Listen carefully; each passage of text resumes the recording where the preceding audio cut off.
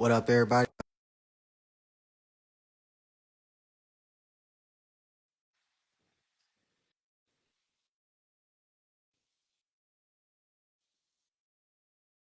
Bringing the guest on now. I hope everybody's having a blessed day. There we go. Susana, Hi, hey, how are you doing? I'm good. How are you? Blessing and progressing every day above ground is a good one. I'm glad you're able to make it. Yeah, it's my very first time. Okay, I'm trying out some of the features. Well, for the people who may be unaware of who you are, could you give a quick synopsis? Well, let me give a quick synopsis. So this Yeah, is my NLP instructor. So for any of you who have seen me do any type of coaching live, a lot of insight, a lot of strategy, a lot of education has come from her and just the NLP world in general. So she is phenomenal, and this is actually a great treat for me to actually have her on this live. thank So you. for people who Thank may you. be unaware of who you are, could you give a quick synopsis of who you are and how you got started in the NLP and what it's done for you? Wow, I would need 2 hours to finish sharing. I am Susana Wong, as you are aware from my name, and I am an NLP lover. I am just very passionate about using NLP to create a life that I want, and I've been using NLP to have created a life that I want. And most importantly, I believe that I am living a better version, much, much better version of myself compared to more than a decade ago. And I still believe that I can become better, and I don't know how far I can go. The best version of me is yet to come. And my encounter with NLP probably dated back to more than a decade ago. And at that time, my state of mind wasn't my best. And I don't know why, when your state of mind wasn't your best, and you tend to attract something that can help you out. And that's how I got to know NLP. And of course, it's because of Tony Robbins. Who doesn't know Tony Robbins, right? But I was okay. I was so naive back then. I really didn't know who he was. And it was actually a book that I read when I was traveling in Europe. And then I really loved that book. And it talks about the a job that was new to me at that time is life coaching. And then when I went back home, and then I chatted with my friends, and I asked them, hey, there's a job called life coach. And then they were like, you don't know what that is? I said, I don't know what that is. You don't know Tony Robbins? I didn't know who Tony Robbins was. And then that's how I Googled him. And then I found out that actually quite a lot of trainers and coaches, they shared one common credential, which was NLP. Of course, and I started Googling a little bit about NLP. And at that time, we talked about ages ago, we didn't really have that much information. Not right now, that when you Googled it, you have a lot of information about NLP, whether it's good or whether it might not be as good. You still have a lot of information about NLP. But that's how I got in touch with NLP. It's because I guess it's like when you want something more, when you want a different life, you just tend to attract something that can help you. Yeah, and then that's how I met you as well, through NLP. Facts, met a lot of great people through NLP internationally as well. And I agree, NLP for me has been something that kind of just helps with like internal alignment, any type of like internal conflict that you may be experiencing, whether you're trying to heal from something or you're trying to be able to accomplish something. I believe NLP is an amazing tool. Then also being able to interact with other people, any type of conflict that you're having with in regards to being able to be on the same page with someone or resolve a conflict with someone. In my experience, NLP has been an amazing tool from just what do they say? NLP is the art of changing others through changing yourself. So that has been an amazing Indeed. experience for me. Um, and also for anybody who is watching, if you got any question in regards to how NLP can be used for your particular healing journey, or how to get peak performance, or just how to use it just in anything that you may have a question for, just put that in chat and I will make sure that we will actually get to it. So some questions that we have come across, and we can kind of just like piggyback and forth off of each other is somebody said, I often feel like I'm constantly battling my inner critic. How can NLP help me manage those negative thoughts and gain more emotional stability? And I'll let you go first on that one. Sure. Well, I feel like I'm teaching today. So I guess first of all, that not a lot of people are aware that we have negative thoughts. That's a big problem. If you ask me back then, before I studied NLP, I had no idea what negative thoughts were. What are you talking about? Negative beliefs, what are you talking about? Only for those who are more aware of the power of our mind, then they started Googling or studying that we might be bothered by our negative thoughts. But if you're not aware there's something called limiting beliefs or negative thoughts, say for example, I'm not good enough. I mean, it's so subtle. It's part of us. It came so natural that you might not be aware of. So I would say for those who are aware that you have negative thoughts, you are ahead of many others. So once you're aware of your negative thoughts, then you can find a way out. So the key here is people don't even know that negative thoughts exist. That's the first step. So you have to know that they exist. The second step for me is that, are you aware that they are here? Do you know when they're here? Awareness is always key when you want to transform yourself. So if you're not aware that they're here, how are you going to do something about it? So it's like autopilot. They are actually controlling your life, controlling your thoughts, controlling your feelings and everything. So that's for me, is the second step is bring everything into awareness. So once you're aware of that consciously, then you can create change. So I would like to invite our audience, which stage are you in? Are you right now in the knowing stage that you know negative thoughts exist? And then, but then you're aware of them. Do you know that they're here right now? How do you know? Oh, Miss Susana, well, how do you know that they're here? I know they're here because maybe you have uncomfortable feelings. So that's what we sought out. Negative thoughts drive negative feelings. And I practice this this exercise for quite some years. I think I practiced for 2 to 3 years. At the end of the day, I like doing reflection. Not sure about my audience, our audience. I like doing reflection. So back then, I spent about maybe 15 to 20 minutes each day to reflect upon the whole day. So I try to note down what negative feelings I had throughout the day. So I started with feelings, and then some people may not be aware of your feelings. If you didn't start with feelings, you can go ahead and start with behaviors that you might not like. You think that they were not your best. Then you go back to that moment and analyze it. Oh, so I got that feeling. What was the thought that created that feeling? So now you bring everything to your awareness and you analyze it now. And I had a spreadsheet, kind of like simple columns, feelings, and then what's the thought, and then what behavior these created. And then after putting things into a spreadsheet, everything just became very obvious and visual to me. And that's the time that I can create change. So I did that for like 2 years or so. And I noticed that those negative thoughts actually were repetitive. They were more or less the same every day. So that's the time that you bring everything into awareness. So what's next? Of course, is our very famous NLP technique called reframing. So it's, but of course, sometimes negative use, because we think that we're not good enough. That's why we keep pushing ourselves to be better. So it's okay to accept yourself, to have those, close the case. Like right now, I don't want to feel that I'm not good enough anymore. You don't just suppress it. You don't just suppress, oh yeah, I'm good enough.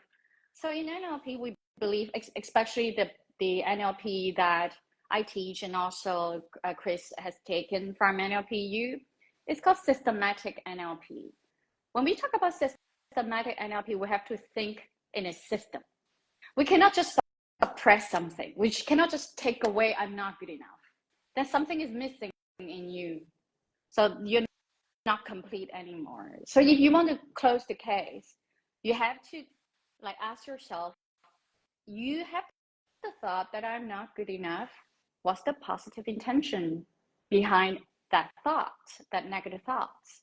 So once you have identified that negative thoughts, the positive intention behind the negative thoughts, and that's the time that you can close the case. Oh, I want to be better. Okay, you embrace that and you welcome it.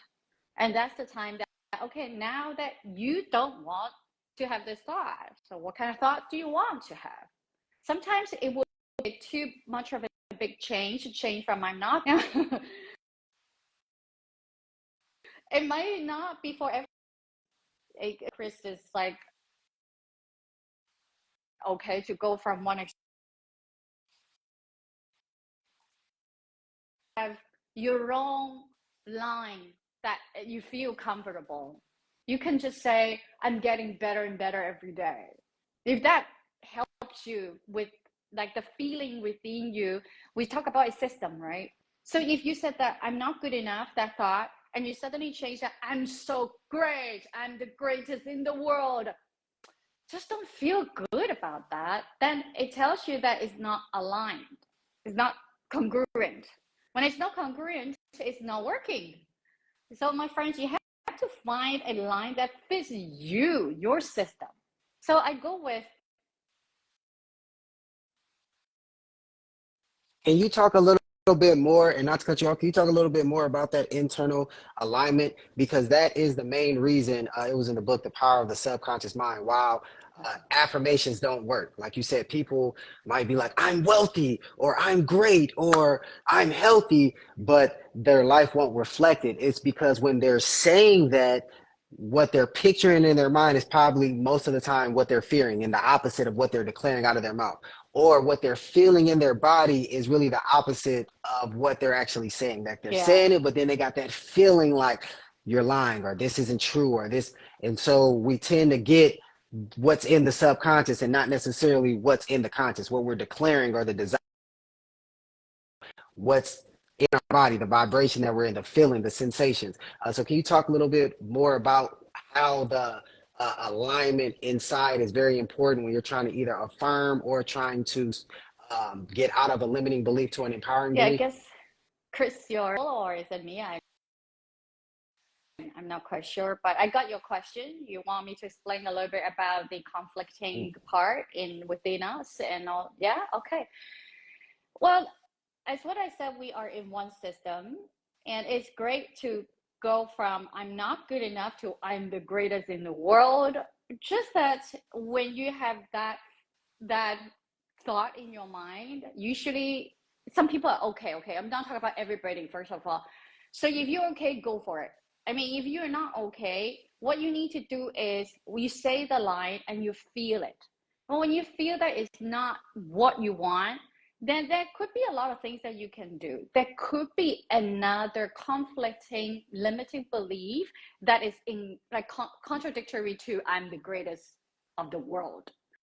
So what you need to do is you can go inside. Of course, they hire Chris or me, and then we can help you to see what's that conflicting part within you.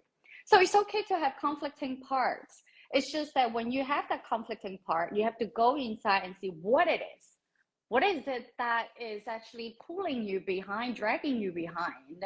And again, to look at it and to study it and see the positive intention. Now, usually all these negative thoughts are fine. Negative beliefs are just way more destructive in quotation. So if you have thoughts, that's okay. What we said, we have millions of negative thoughts every day because this is brain science. It's naturally we have negative thoughts because there's only one major function of our brain is to protect us. So when you face danger, something that like is out of your comfort zone, immediately your brain will give you some negative thoughts. So it's about letting it come and letting it go. So negative thoughts are fine if you don't let them control you. Let them come and let them go. So be aware that there are millions of thousands and thousands of negative thoughts in your mind every day. So if you got So the power in the negative, I'm sorry. So the power, so I can understand the power of the negative thought comes by just giving attention to it. The more you give attention and dwell definitely. on it, the greater it starts, the more power starts to become. And Well, that's of how it course, can a transmute belief from has just a to be thought to a belief. something like connected to negative emotions. So a belief will not be formed so simple in such a simple way that you have a thought and then it will become a belief. No. So a belief is formed, usually was formed. Your beliefs have been formed already ages ago. So that's why we said that you have to go back to the past. Majority of our beliefs have been formed before 6 or 7. It's because back then, our upbringing, our family education, and usually it's from our parents, authority figures, that they told you you're stupid, and you believe that you are stupid, and you believe that you're stupid until now. Yeah. So a thought is a thought. A belief is something that is Yeah. linked with a kind of like a traumatized event with a very negative emotion and repeatedly happening back then the belief was formed.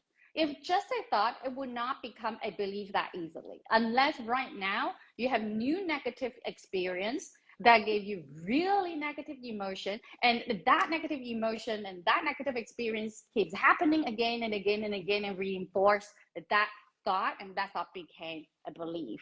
But usually right now it's very challenging, kind of challenging for us to form a negative belief, a limiting belief, because right now we tend to judge what is right. We know how to judge what is right and what is wrong.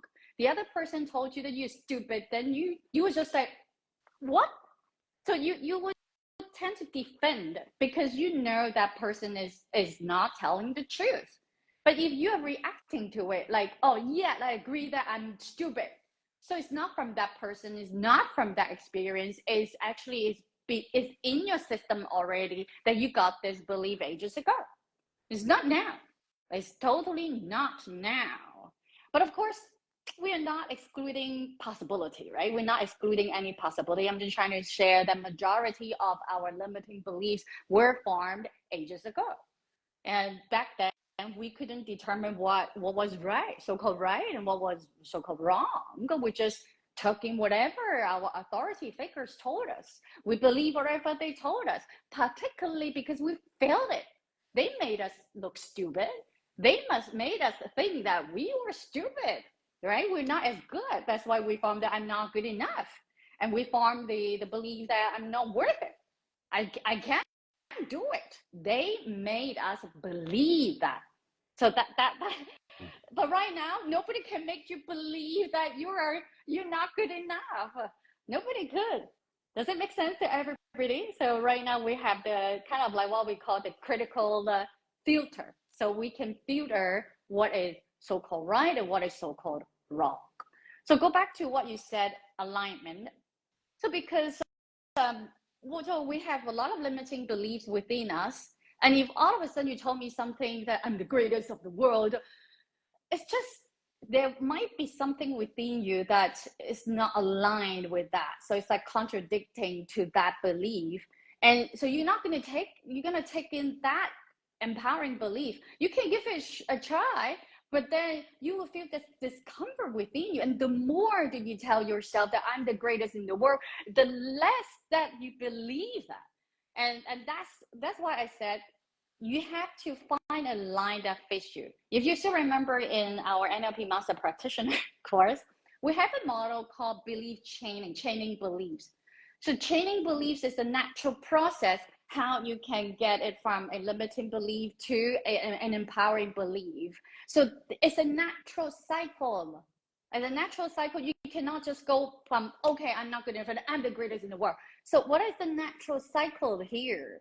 So when we think about like in our daily life, probably is that when we were younger, we all usually use these stories. When we were younger, we all believe, not all, most of us believe that Santa Claus existed. Yeah, yeah. But then later on, I did. we just put this belief in the museum because we knew that it was not true. So this is like a natural cycle. So when we want to get a new belief, you also have to follow a natural cycle, or else then you will create resistance within you. And this is also brain science, in case you're interested, my friends and audience. When you try to accept something completely new to you, it's just like stepping out of your comfort zone. Your brain will send you a signal that this is dangerous. You're in danger by believing something that you yourself don't believe in. So if you go with like the natural cycle, then your brain would tend to accept it more. That's the theory of what? Step by step. Things, small steps, small steps. So that's how you test your brain. And I would suggest that we all go, okay, it just like you can feel yourself. Can you believe that you're greatest in the world? I mean, I admire those who can do that, but it's just not me. So remember, one thing is that I love NLP, which is like I know it's possible in the world, possible for me as well. Just that we are all unique. I mean, even the choice of word could be unique. Your line is you're the greatest in the world. I don't like that line. I'm going to go with another line. Why not? So that's why I recommend that if you're a parent, also be aware of your choice of words as well, because what you think is best may not be the best for your kids. Yeah, so I hope I have helped out a little bit regarding of the alignment. And okay, great. No, definitely. That was amazing. And RJD, if Hi, you still on, definitely follow Susana. This is my NLP instructor. RJD is somebody that he's one of the people that I always thank you, practice thank on. you. So I've done a lot of different strategies with him. So he's Ooh, very fascinated with NLP. He's a confidence coach out of Miami. Um, but yes, when you're talking about kid or parents need yeah, to watch the words that they speak to their kids because they can unintentionally form limiting beliefs inside their child. It's for many reasons. One, because many of us grew up in an environment where children are to be seen and not heard. And so kids, and then also kids are great observers, but terrible interpreters. So kids see everything, but we tend to, when we're young, interpret things very terribly as a child. So we tend to make everything about ourselves. We tend to think we're the reason why a lot of bad things happen. So if mom, dad separates, it's because of us. If yep, we're getting evicted, it's because of us. Mom can't work because of me. Mom can't not happy because of me, because of this, and it starts to form these limiting beliefs. And because children yep, are to be seen and not heard, these beliefs grow stronger and stronger and stronger because they're never challenged, because we never actually figure out what's going on inside a kid's mind. And then also to your point in regards to why parents need to watch the words that they speak to their kid, it's a phrase called echolalia, and it's basically words and phrases that's constantly repeated from the outside will get adopted into our belief system, even if we got evidence to prove that it's not true.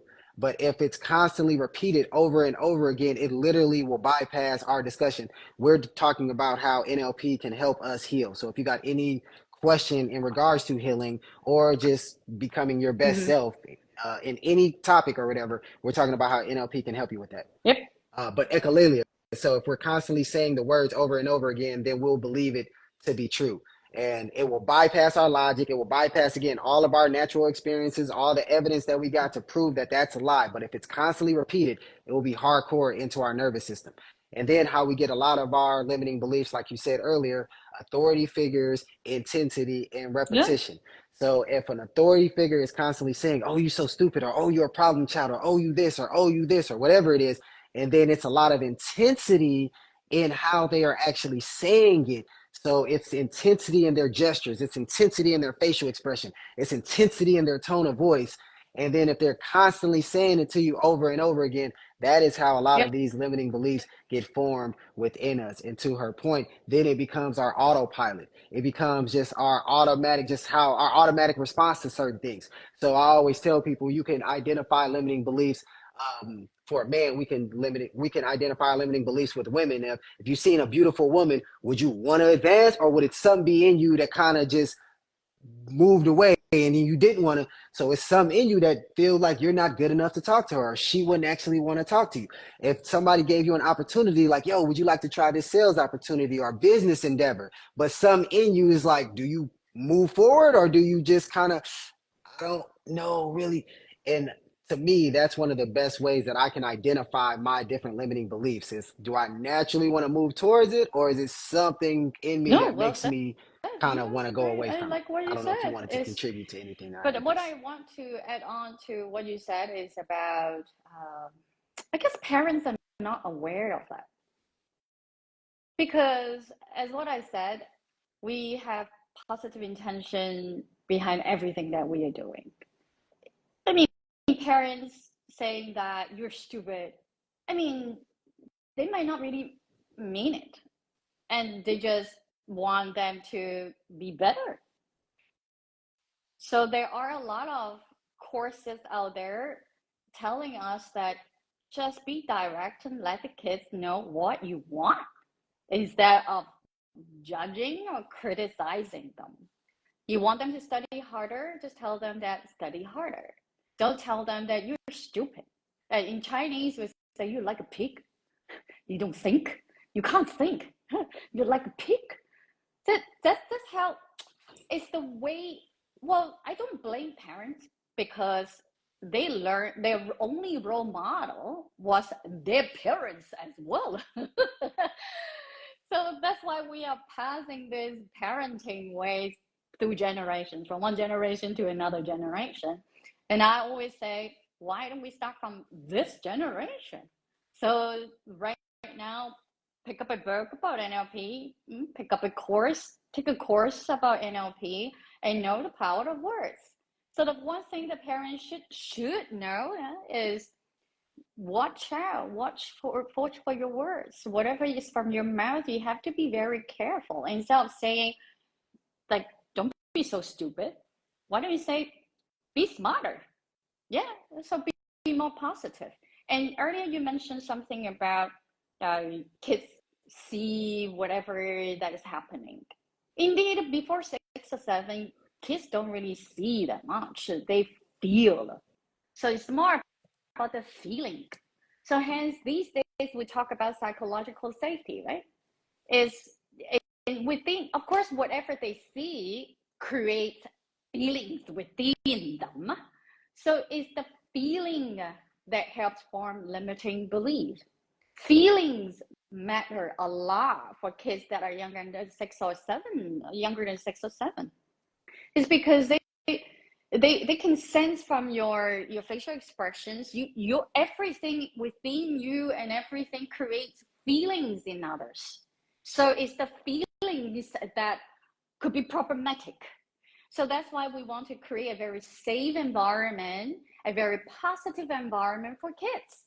It's and that sometimes it's very interesting because a lot of my clients they said that, wow, when we were arguing, we were actually in our bedroom and the kids couldn't see us. And then in front of them, they pretended to be very nice couple. But I told them, it's your mind. As what we said, we all have a magnetic field, what we call field mind around you. So if you two are very happy parents, the kids can feel it. So we teach kids not by words, not through words. It's all about alignment as well, right? So you are actually not happy, but you pretend to be happy. You think the kids couldn't sense that. Yeah, and then in NLP we always talk about field mind. So it's like, let me give you an example, our friends in our audience, is that so when you are in a restaurant, you walk into the restaurant, you just sat down, and then you look at the table just right beside you. They didn't talk. You couldn't hear the conversation, but you can feel that they were arguing. That's the field that we talk about. Yeah. So yeah, yes, Or you walk into a family member's house and exactly. you just get an eerie feeling and they're Exactly. just And sitting kids there and are you're just very like, sensitive something to just this happened. magnetic Yeah, in field, the fact. field mind. And adults well may not be as sensitive. You are very visual. You might not be very sensitive to the field around you. But the more you practice NLP or meditation or other coaching skills, the more you get connected with your subconscious, the more you're connected with the field mind, what's around you, then you can actually choose a what we call a feng shui house. I'm not sure you're aware of this term. A feng shui house is like when you walk inside a house, you're going to buy a house, okay? Going to buy a house or going to buy a rented apartment. You open the door, you can just sense the vibe. That's the human term called vibe there. And that's what we call the field mind. So, my friends, if you have kids, watch out for that. Because even though you don't say a word, the kids can feel your field, the vibe. And it's the vibe that actually drives the kids crazy.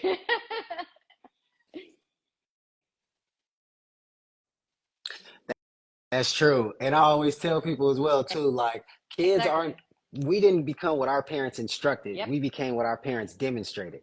So kids are going to model your nervous system. So as much as you try to suppress your feelings, as much as you try to, oh, I'm just going to go in the bedroom and cry so the Mm-hmm. kid don't see, or we're just going to argue in the car, or we're just going to do Yep. whatever and just think that again the kid isn't seeing that like she's saying, the Mm-hmm. kid is still picking up on Exactly. all of that because we know words is really only 7% of communication anyway. Tone of voice is about 38%, and then your body language, your physiology, your facial expression, your breathing, all of your gestures, all of these different things is around 55% of it. So it's like kids are picking up on the most important part of the communication anyway. So even though you may not be saying nothing, the kids are still picking up on the 55% that you are not necessarily communicating. And that's what they're modeling. That's why, like, if you got a quick temper, a lot of times you probably grew up around somebody that had a quick temper. Or if you're very shy, or if you avoid confrontation, or whatever it is, a lot of these things could be linked to what you just modeled. They didn't tell you this is how you respond in that situation. They just kept showing you over and over Indeed. again, and Yeah. then you just identified as that or internalized that, and then that's just what you do. Okay. So when we're talking about parenting, I'm very interested on the subject because Mm. I'm learning, or a lot of parents have a hard time being accountable and like saying they're sorry. So when a child tells a parent, and we're not talking about a little kid, we could talk about like, adult parents at this point in time with adult kids. But when you're telling a parent that, this was wrong, they'll immediately just, well, this was my intentions and this was right and this was right, and just completely acknowledge or not acknowledge the wrong that they did and not acknowledge the impact. In your experience, how can NLP help a parent be more, I guess, reframe their thoughts around accountability towards their children? Because most parents will be like, my mom will never be accountable to me, or my dad will never be accountable to me. Why would I be accountable to you? I didn't get that. That's not. And they'll kind of argue against, like you said, what they were raised against and the history and societal norms and all that. But I personally believe it's okay to apologize to your children. I believe if you don't, then you're not really setting them up to be able to apologize to people or to be able to be accountable. So what is your thoughts in regards to how NLP can guess Wow, help a that's a person tough who question. struggles with accountability become more accountable? So, well, if that person wants to change, And then it's easy. loaded, my fault. I mean, like if you say you want your parent to be accountable for what they are doing, I think that's tough. But if you are the person, like you feel that it's hard for you to apologize to your kids and you want to change, then I think it's much easier. Yeah, because you already want to do it. You just try to find ways. So I believe is that for NLP is about what is it that you want. If there's something that you want, NLP for sure can help you. Now let's talk about the very challenging case that is you want your parent to be accountable for what they have done. Not you yourself, okay? If you yourself is easy because we can always control what we do, what we say, if you want it enough. But you're talking about right now, you're going to change the other person, and the other person may not want to change. Yeah. So that's more challenging, isn't it? Yeah. So what we're going to do is remember NLP, we have one thing is called pacing and leading. A lot of us, we fail to change others, okay, change others, or control others, because right away we want to lead that person. We want to tell that person you've done something wrong. You should do this. Now, yes, nobody wants to be told what to do. So what you need to do is you need to build rapport first. That's pacing. Leading without pacing is not going to work. So now, a lot of us, if you're listening, reflect upon your experience of so-called persuading others to do something or controlling others to do something and it didn't work. Was it because right away you want to lead that person, whatever you want that person to do something? Then NLP is telling you that it's not working because you cannot just lead without pacing. So you need to pace first. What does that mean? If we are leading right away, telling the other person, you should not scold my kid, mom. So you're discarding one important thing, which is behind every behavior, that is a positive intention. So maybe your parent is trying to want the kids to behave better, want the kids to be more polite. And that's why your parent scolded the kid. Don't do that. So if you told your mom not to scold your kid, are you telling your parent that asking or teaching your kid to be polite is something wrong?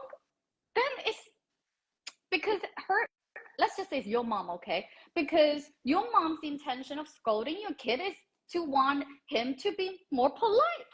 But now you told me that I should not scold your kid. Are you telling me that I'm wrong to teach your kid to be polite? Now that doesn't make sense in her map. Then how can you change her? How can you not change? But how can you help her to improve the way she expresses herself? You're not going to be able to do it, right? So first you have to pace. Pace is like you have to understand what we call empathy. Empathy. You have to build rapport by first understanding why she was doing that. Pacing. You can tell your mom, well, I'm sure that it was tough to see your grandkid not expressing himself in a nice way. It's tough. Yeah, it's heartbroken to see your grandkid, being rude to the other person. Now that's understanding, showing your empathy, showing that you understand the positive intention behind that so-called rude behavior, like scolding your kid. And then you move on to talk about, like, give a suggestion right there. But instead of saying that, oh, why you scold my kid? Or sometimes it would be better to express it a nice way. Yeah, it would be better if you could just educate him in a calm way. That would be more effective. So what I would say is that sometimes we just don't know the skill to really educate a person well. So let me conclude my example. This is called pacing and leading. If you want to change a person in quotation, you first have to pace, and pacing is by showing empathy, building rapport, could be mirroring, could be showing that you understand the why behind the behavior that you didn't like. And then build a rapport first. Usually I would not right away give suggestion. I would want to listen. Would you like to share with me what made you scold my kid? Yeah, I want to know. Yeah, so when a person is heard, that person is more likely to follow you. Isn't that what we want in our company, the leadership? You want to be heard. After being heard, you feel like, oh, that's the leader I want to follow because I'm heard, I'm valued, I'm cared, my opinions matter. Isn't it like that? So that would be my tips for those who want to change somebody else. Now, for the person like me, I want to apologize to my kid.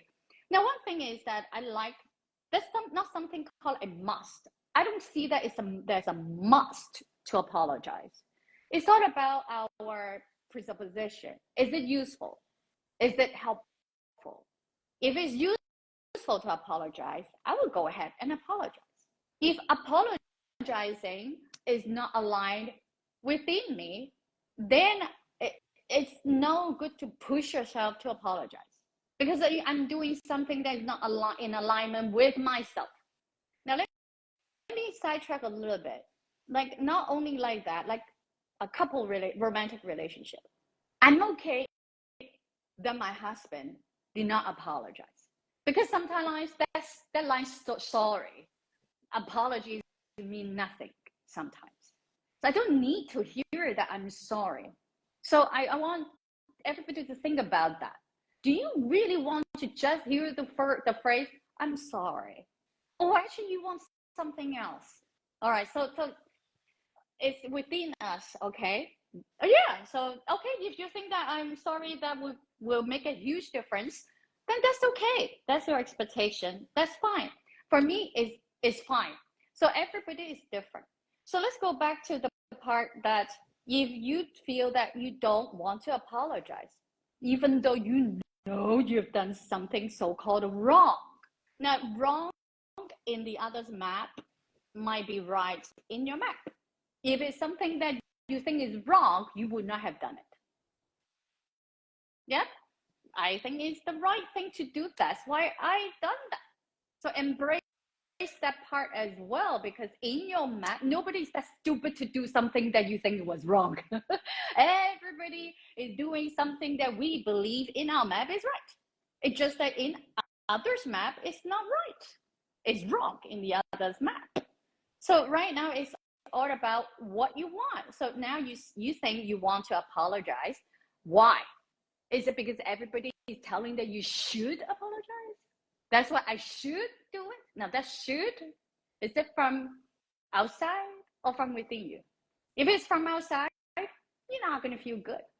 You're not gonna feel good, then don't do it. But there are many other ways to resolve what has been done instead of apologizing. So ask yourself, does the phrase "I'm sorry" really matter that much? All right, let's just say, oh yeah, it really matters so much. I really want to say it, but I can't say it. Now that's another story, okay? I want to say it, but I can't say it. Then that's the time to hire Chris or me. Yeah, because it has to do with your past. Your past, something's there, right? Remember, one thing is that when there's something you want to do it but you can't do it and you feel that something is here, then there must be something not right. Common sense there. And it could be something that you learned from the past, right? It could be in the childhood. I don't know what happened. Maybe you learn from your dad, your mom, your aunt, your teacher. I don't know. Maybe you think that's the best way to do it is to hit somebody without apologizing. I really don't know. So it is the time to explore. So a very simple, what we call symptom to know whether you need external help is whether you feel that it's something unresolved within you. You just don't know what it is. Then you probably need extra help. So to conclude my long explanation is about what you want, my friends. What do you want? If you want to apologize and you cannot find us, if you don't want to apologize, that's okay. Think about NLP is all about your desired state. What is it that you want? If you want to, okay, I want to reconcile the relationship, then start with that picture. And what is it that you need to do to reconcile with that person? Do you need to apologize? It may not be apologizing. Maybe, oh, I'm going to buy her flowers. Or maybe I'm going to just spend a night with my kid and listen to him. For me, that's the way to show that I'm here for my kid. That's the way to show that I am apologizing. Maybe. Yeah, so everybody is different, but I would say find the way that helps you achieve your desired state. That's very important. Everybody is different in terms of what we call a perfect father, a perfect mom. You see it in quotation, huh? In quotation. Everyone is different. It's all about what you want, not what others want. Yeah.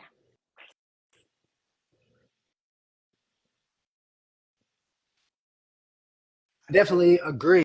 My thoughts on it is just that I don't want to raise a child that will have to heal from me. So sometimes by simply not acknowledging the wrong that you've done, it Yes. can, one, be gaslighting to that person, and it could just cause more trauma or damage as opposed to just acknowledging what had actually happened and what you had actually done. I've definitely seen a lot of clients in which parents don't necessarily apologize. They just come Mm-hmm. around doing something nice, and that tends not to, in my experience, help the person, because they tend to just learn to do that as well. So then in all their relationships, their romantic relationships, all these other, they're having issues because they don't know how to apologize, or because they feel that you shouldn't apologize. Back to Yeah. kids, model your nervous system. So if the parent is, some in their nervous system is moving away from that, then that's really what they're kind of like instilling in all of their children. And then that's got to think about, your children is either going to be a helpmate in the household or Mm-hmm. a leader of a household.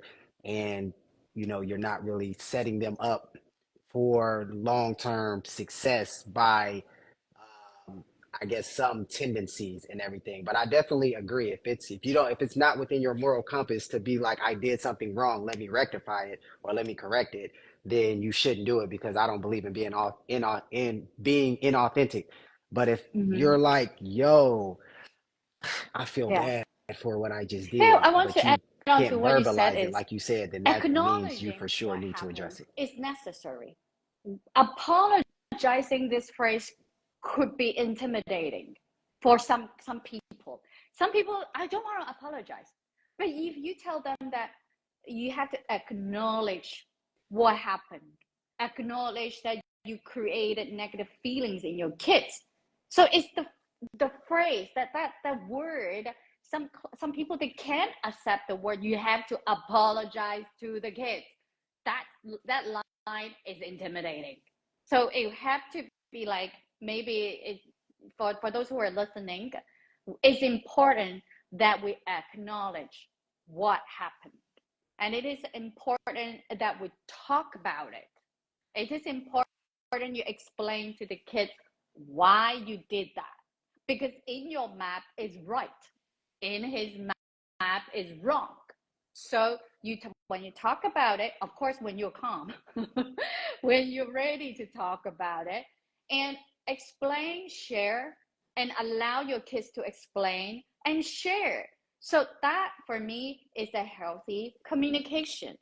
But if you talk about, oh, I need to say I'm sorry, I think it's like acknowledging it is important. And another thing is, we might not know how to apologize, the line that we use, the phrase. It is important that, okay, I think it's easy to apologize because I have a standard phrase. So if what I did makes you upset, I'm sorry. So I'm sorry for creating a negative emotions in others.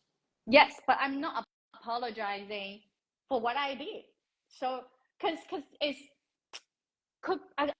of course, I don't know what you've done. Okay, I'm not saying that you don't apologize for everything. Yes, yes. Of course, if you kill You're somebody, sorry that's for another the story. Okay, impact. I'm You're not not talking sorry for about the that. Okay, action. I'm not talking about that. Okay, I'm just saying, like, yeah, if, We're not say for talking about the example, you extremes. came Yeah, home yeah. late, and I'm not apologizing for coming home late if, like, if it's something important, right? But I came home late and then I didn't tell you, and then when I came home and then I didn't even like say a few words, and then all of a sudden I just went to my room and then closed the door. So and then I made you upset. Then you apologize. I'm sorry if I made you upset, right? Yeah, but you can talk about the why behind your behavior. What is your intention? Explain. And but then sometimes I have to say one thing is, it takes two to tango. I always believe that. If you have not created a very good environment for me to share, it's really tough though. We talk about between two adults, okay? We're not talking about an adult with a kid. An adult with a young, very young kid, of course, the adult, you have to take control of the whole thing, right? The kid is just too young and you have to be a role model.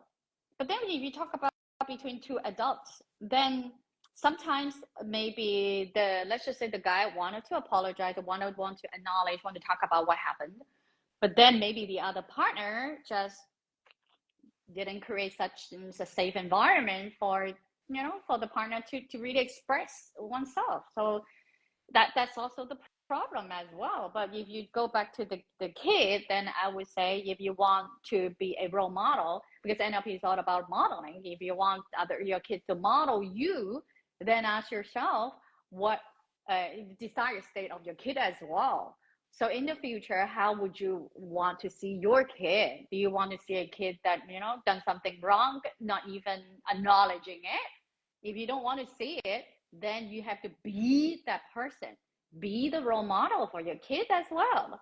So I would go with that angle then, because I've been actually coaching my team members as well, because she had a kid, like she has a kid like 1 year old, and I told her that you are his role model. But the thing is, I'm not seeing that. I'm not seeing that.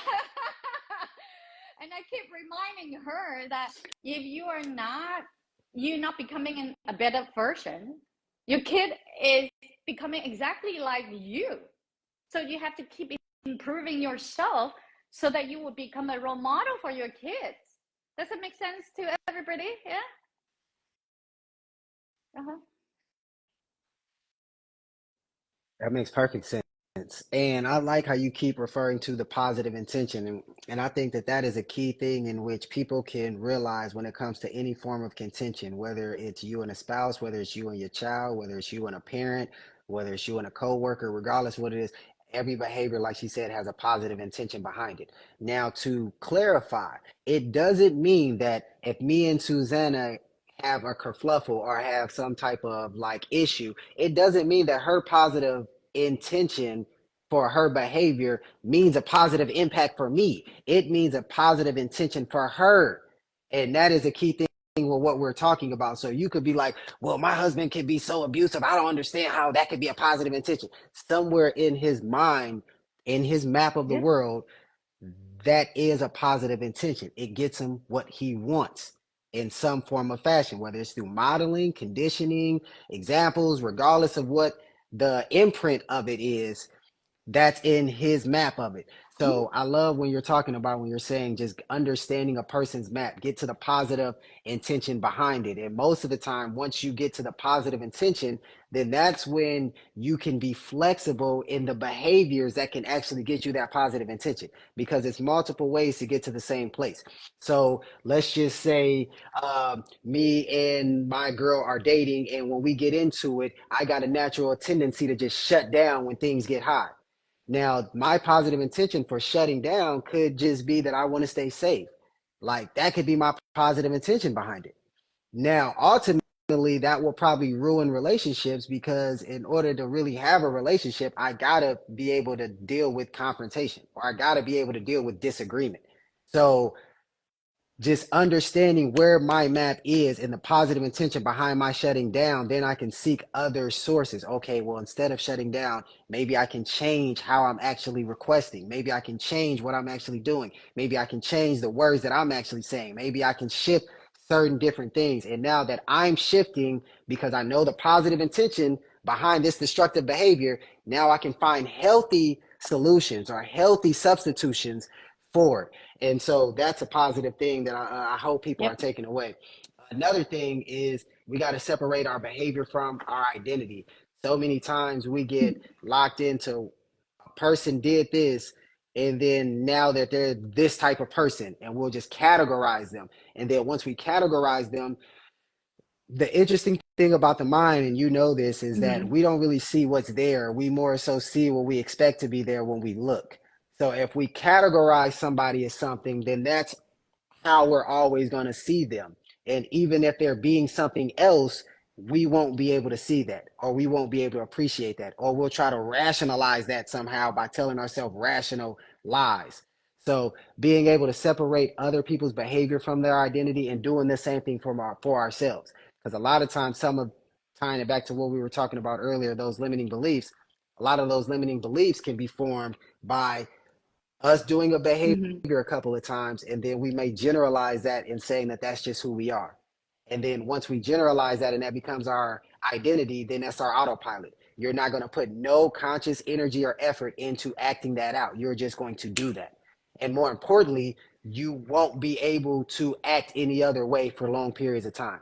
We can't out escape or outperform our self image. So we got to guard our mental estate, guard our mind and our self image, because you're not going to be able to outperform it. If you believe you can, you most likely will be able to. But if you believe you can't, you won't be able to. So you got to kind of guard what's going on Yep. in this. And like you said earlier, we didn't choose our self image for the most part. It's just more Yep. so just came to us Yep. from our environment. People told us that we're like this. Our family is just like this. You're like this. You're like this. Our race is like this. Our economic status is like this. Our whatever categories that was constantly put on you. And then when you get older, you just Yep. more so base what you believe to be right or wrong, true or false, on everything that you absorbed from when you were younger. So you didn't choose your self identity. You didn't choose most of the limiting beliefs that you actually have. But just because it's not your fault Indeed. doesn't mean Yeah. it's not Very your true. responsibility to address it, because you're the one that got to deal with the results of it. Um, We have been on dang near an hour. I appreciate everybody for tuning Hi. in. Ty, if you're still on, this is my instructor for NLP as well. Ty is another Ooh. person. She came in, the manifestation goddess. She's another person I practice on, and she was very fascinated with NLP as well too. So NLP. I got a couple of therapist friends or people that's in this space that's very interested in NLP, because I'm always practicing on them. Like, yo, I just learned something. Can I practice on you? Because I don't believe in practicing on paid clients. So I want to That's master it, and then I'll introduce it great. to my Free paid clients. So service. I until then, like that. my friends get all the benefits. Mutual benefits. Why not? Yeah.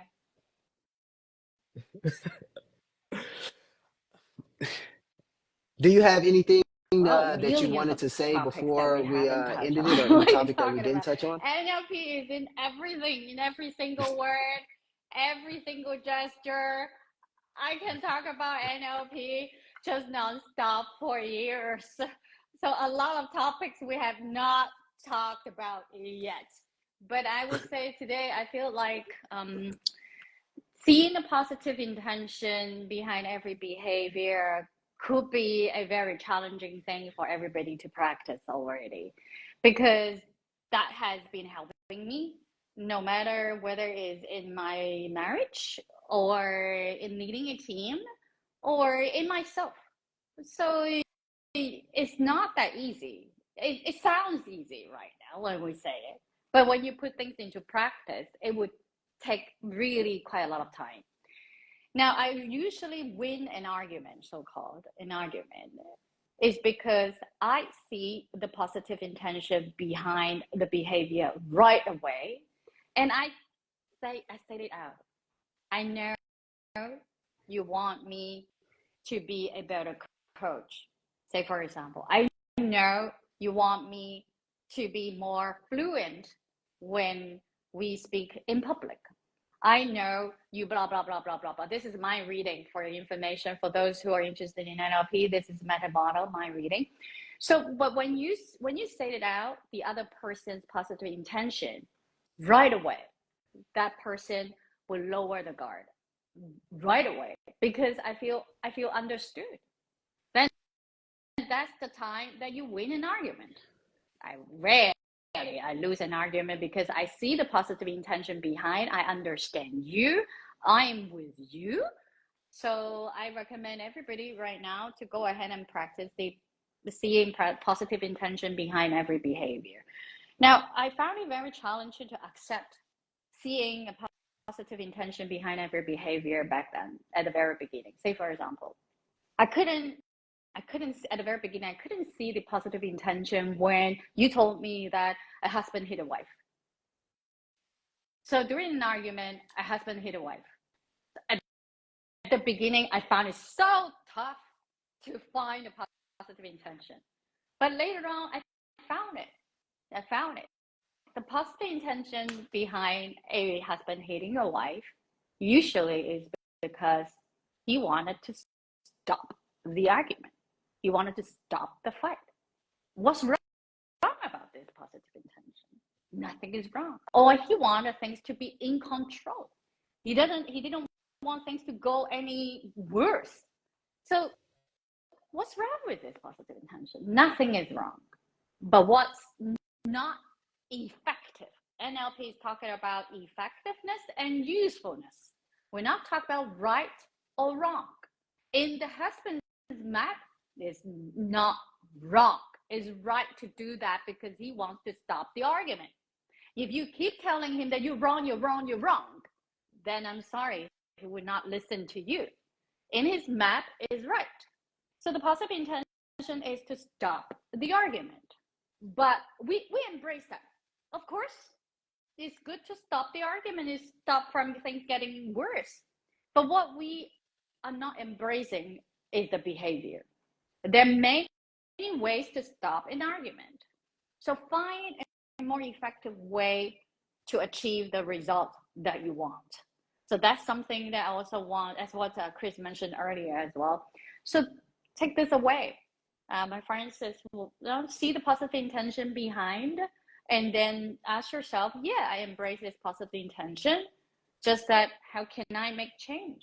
Can I change and use another way to achieve what I want instead of creating a result that you don't want? I mean, you make the other person cry, the other person hurts. Is that what you want to see? No, definitely not. Yeah, if you want to see that, then you might need some change work. Definitely, you want to see another person cry, then definitely you need some change work.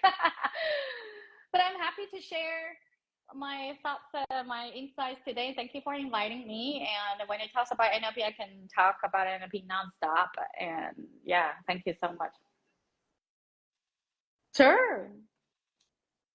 Well, I look forward to, if you're Yeah. open to it, setting up another one, you know what I'm saying, sometime in the future, and we could build even further. I like these discussions, and it's always dope to be able to talk NLP because Yeah. usually people are looking at me like I'm the wizard, and I'm like, it's a whole world of people that know all about this stuff, and y'all just gotta. That's why I was telling Cool. Robert Dill to them through email, like, I think I can open y'all up to a different demographic because all the people I be talking about don't know nothing about NLP, but they are completely fascinated when they see, because sometimes I'll bring people on live and we'll just do free coaching, just kind of on the spot. We've had teens that were suicidal. We've had all different types of people, and people are always fascinated when they see the work real time that NLP can actually do. So, having my Thank you. instructor here, because I'm only a master practitioner, I just became a master practitioner at that, but she's a master trainer. So, it's levels to it in NLP, and she is way higher above me. So, there are times in which I was going through training where I got stuck. She would jump in and she would always be able to get to it. I've never seen her get stuck, and she's always been able to find solutions to find alignment with any internal conflict that a person had. So she is really, really a fascinating mind. So definitely, if y'all haven't already, click this little drop down menu and follow her, NLP Coach Sue. And then I look forward to setting up another one. Now, if somebody is listening to this now or they're watching the replay, and then you resonate with them and they Sure. actually want to Yeah. work with you, do you offer one-on-one services? What Yeah, all do you offer? one-on-one Do you offer coaching like service definitely. I will coaching, also training? recommend everybody, What if all do you're you offer? interested in pursuing NLP, go ahead and go to NLP University website. And upcoming, we have a course, NLP practitioner course, level one. It's going to start on October 12th. So very look forward to seeing you. And if you speak Mandarin, go ahead and fly to China, Guangzhou. I will have my Mandarin course in person. And actually, it's online as well, October 1st. So in October, I will be teaching two courses, one hybrid setting in person, another one online. And look forward to seeing you all. And NLP is just, there's just too many amazing things about NLP. But I want to highlight one thing is that Christopher is a fast learner, and that's one thing that I love about Chris is that he wants this tool to make positive change because this tool is just so powerful. When when a tool that is very powerful, you know what I want to say is that it can be destructive as well. It's all about the user. So I admire that Chris is using this tool in a very positive way and making a difference to everybody that he encounters. And thank you so much for doing this. And thank you for spreading NLP in your community and in different parts of the world through Instagram. Yeah, this is actually my very first live on Instagram. I'm not very Oh, this is active on my pleasure. Instagram now. You make me feel that I need to be more active on Instagram. My very first live. Thank you. Thank you so much. Definitely. Oh, I appreciate you doing it. I've got a couple people that they're like, you're the first person to get me going live, but then I start seeing them on live more often. So hopefully you've caught the bug. Thank You see, you. you can interact with real people, and some of these people are definitely just your followers as well too. So it's like You'll be able to just coach in real time. You know what I'm saying? This I find it Oh, interesting there's being able something to that just deal with I things in real time and go live. It's an interesting well, I thing. suddenly got But an any interesting questions idea. that you got for me or any I service, I can always help you. when you are an NLP trainer and you love NLP, technically you pay a lot of attention to every word that the other person says. So if our audience is up for it, maybe next session we can just invite a person to share something, and then we can analyze what is like through words what's bothering that person. Because the choice of words is all, your mind and your choice of word, they're so much connected. And but then we're not aware of it. You remember what I said at the very beginning? You guys, you don't even know that you have negative thoughts. You don't even know that your choice of words are actually shaping a negative world for you. Most people don't know. Yeah. So that we oh, oh, I think okay. that'll be a great idea, and I'll create a flyer for that so we'll promote it in advance. I need to do a better job of that because I just go live. So I'm gonna start promoting it so people will have an alert so they can look forward to actually attending. And then, yeah, we can bring somebody Oh, on, thanks. and then y'all get to experience some real coaching. And she is actually a top 1% coach in China. So I keep trying to tell people that this is a very dope experience that y'all gonna be able to get when y'all can see the inner workings of her mind. So whoever it is that comes up, like, and really, so anybody that's listening, if y'all know somebody that's really struggling, really struggling, tell them to be on the lookout for this live because it is free coaching and her work is thousands of dollars. It's worth thousands of dollars. I don't charge the dollar, I charge by the change. So the change of internal alignment for something. And a lot of times we really want to help people that's really dealing with something. So again, if you know somebody that's really dealing with something and they've been Oh, stuck yeah, in I these like areas, that. tell them to come on because we don't want I to like handle the easy that. stuff. We want to Thank handle you. the real work. You know what I'm saying? Like, so I appreciate you. Any way I could be of service to Sure. anything you got Thank going you, on, please let everybody. me know. And then I'll reach out to you to schedule Yeah, the sure. next date. Send it to me. And I'll Thank you send so you a much, copy of this everybody. live too if you Ciao wanted it for for whatever now. reason. Thank you.